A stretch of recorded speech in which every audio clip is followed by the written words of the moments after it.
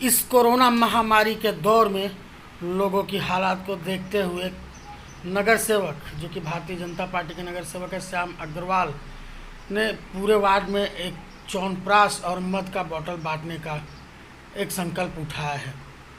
उनका मानना है कि ह्यूमैनिटी पावर बढ़े ताकि कोरोना से हम सब अच्छी तरीके से लड़ाई लड़ सके और कोरोना को मात दे सके।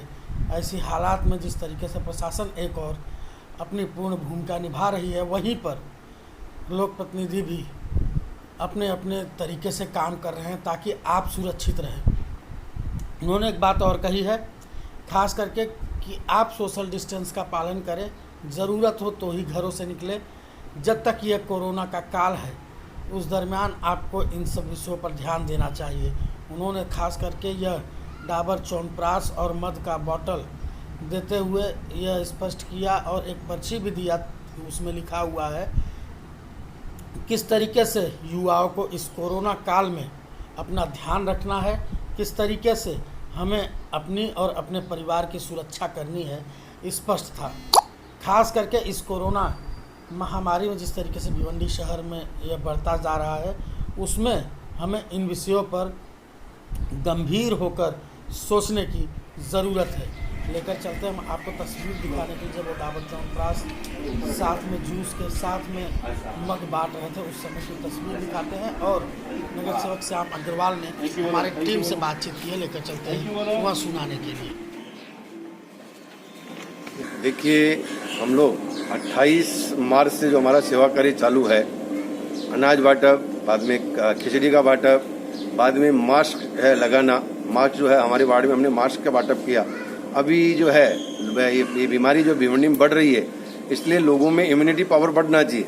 आज डॉक्टर्स भी मान रहे हैं कि आयुर्वेद के अंदर जो इम्यूनिटी है वो कहीं नहीं है, इसलिए हम लोग आयुर्वेद का जो है डाबर का च्यवनप्राश, डाबर का शहद और रियल का जूस हम लोग हर घरों में बांट रहे हैं। और जो मानसरोवर में हर एक घर में मैं व्यक्तिगत रूप से और मेरे साथ में जो मेरे कार्यकर्ता है, मेरी टीम है, हम लोग सब घर घर जाके बांटअप कर रहे हैं और ये काम जो है निरंतर हमारा चालू है। जैसे मानसरोवर खत्म होगा काम, वैसे हम लोग हमारे आगे का जो वार्ड है कामतगढ़ तक का, उसमें हम लोग ये वितरण करेंगे। और इसमें ये कार्य में ग्लोबल इंडियन फाउंडेशन बोल के एक संस्था है हमारी संबंधित लोगों की, वो संस्था और मेरे दोनों के संयुक्त तत्वाधान से हम लोग ये सब कार्य का सुचारू रूप से कर रहे हैं। क्या कहेंगे इस महामारी का? देखिए, ये महामारी जो है पूरे विश्व का ही संकट है, भारत का संकट है। और महाराष्ट्र जो है अच्छे कामों में आगे हो तो अच्छी बात है, लेकिन एक बुरे काम में महाराष्ट्र सबसे आगे है पूरे देश में। तो ये हमारे लिए शर्म की बात है, लेकिन ये महामारी का हमको सामना करना है।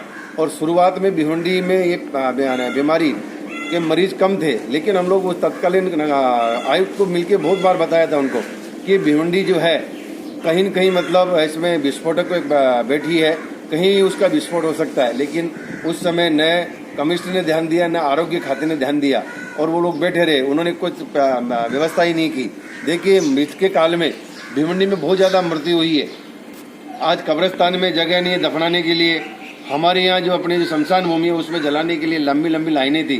एक एक शमशान भूमि में 20-20 तक डेड बॉडीज आई है जलाने के लिए, ऐसी परिस्थिति है। तो निश्चित रूप से कहीं न कहीं भिवंडी में जो माजी जो अभी जो यहाँ से जो गए हैं आयुक्त, उनकी कमजोरी और आरोग्य खाते की कमजोरी के कारण से बीमारी बढ़ गई। लेकिन निश्चित रूप से गवर्नमेंट देरी से जागी, लेकिन जागी। एक अच्छे कमिश्नर को यहाँ भेजा उन्होंने, जिनको मालेगांव का अनुभव है और निश्चित रूप से उनके जो है नेतृत्व में भिवंडी में हम लोग सभी राज्य के लोगों का उनको सहयोग है। वैसे हम लोग आष्टेकर साहब को भी हमारा सहयोग था, लेकिन वो कुछ कर नहीं पाए। लेकिन अभी जो आयुक्त है उन्होंने जो है 136 बेड का जो है अपना परशुराम टावरे स्टेडियम में उन्होंने हॉस्पिटल बनाया है। 2-3 दिन पहले वराल देवी हॉस्पिटल का 124 बेड का जो है, जिसपे हर एक बेड पे ऑक्सीजन है, आज हॉस्पिटल तैयार हुआ है। ये सब बातें भिवंडी के लिए बहुत अच्छी बातें हैं और मैं लोगों से आह्वान करूंगा। मैंने इसके साथ में एक पत्रक का वितरण किया है। यही वितरण में है कि 3-4 चीज़ों का हम ध्यान रखेंगे। मुंह पे मास्क लगाना, हाथ को साफ रखना और 2 गज की सामाजिक दूरी रखना। ये जो मोदी जी शुरू दिन से बोलते हैं, यदि हम लोग ये 3-4 विषय का ध्यान दिया और गवर्नमेंट ने जो गाइडलाइंस की है कि एक मोटरसाइकिल पे एक ही व्यक्ति को चलना, गाड़ी के अंदर 3 से ज़्यादा नहीं चलना, ये सब ध्यान रखते हुए हमें नियमों का पालन करना चाहिए। ये बीमारी जो है किसी को भी लग सकती है। कोरोना किसी का भी सगा नहीं है। कोरोना की चपेट में जो आएगा उसको तकलीफ है। और एक आपके माध्यम से एक आह्वान और करूंगा कि लोग शर्मावे नहीं। लोग शर्मा रहे हैं कि हमको कोरोना हो गया, ऐसा हम लोग कैसे बताएंगे। ये बिल्कुल शर्माना नहीं चाहिए। यदि कुछ भी सिम्टम्स कोरोना के हैं तो तुरंत रूप से जाके डॉक्टर के पास जाके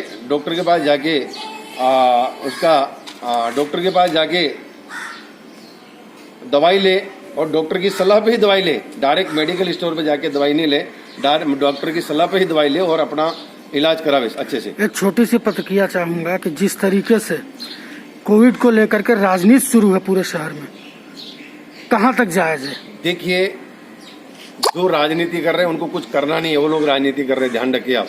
वो खाली मीडिया के माध्यम से अपनी टीआरपी बढ़ाने में लगे। मैं तो उनसे भी आह्वान करूंगा कि जो लोग राजनीति में लगे हैं उनको आह्वान करूंगा कि अपने अपने प्रभाग में, अपने अपने भाग में लोगों की सेवा करें। जिनको आवश्यकता है उनको इलाज मिले, ऐसी व्यवस्था करें। और जैसे हमारे जो कार्यकर्ता हम लोग जो बांटअप कर रहे हैं, जैसे हमारे जो भाजपा के नगर सेवक जो है, पहले उन्होंने धान्य बांटअप किया, बाद में हम लोगों ने खिचड़ी बांटअप की। जब गांव जाने वाले लोग थे उनकी हमने जाने की व्यवस्था ही की। ये सब काम अभी जो हम लोग इम्यूनिटी पावर बढ़ाने के लिए व्यवस्था कर रहे हैं, ये सभी को करना चाहिए, न कि राजकारण करना चाहिए। हाँ, राजनीति जो है जहाँ गलत है वो गलत पे हमें पैर रखना चाहिए। जैसे मैंने खुद ने क्वारंटाइन सेंटर में फैला हुआ भ्रष्टाचार है, सबसे पहले मैंने ही आपके माध्यम से बाहर लाया, और किसी के पास उसके एविडेंस नहीं है। खाली बाकी लोग ऐसा आवाज कर रहे हैं केवल जबरदस्ती अपनी टीआरपी बढ़ाने के लिए, लेकिन मेरे को उस भ्रष्टाचार का, मेरे पास उसका एविडेंस है कि कैसे भ्रष्टाचार हुआ। तो ये सब बातें जहाँ गलत हो रहा है उसका हमें विरोध करना चाहिए। बाकी हमको हमारी जनता कैसे, हमारा शहर कैसे सुरक्षित होगा, इसका हमको प्रयास करना चाहिए।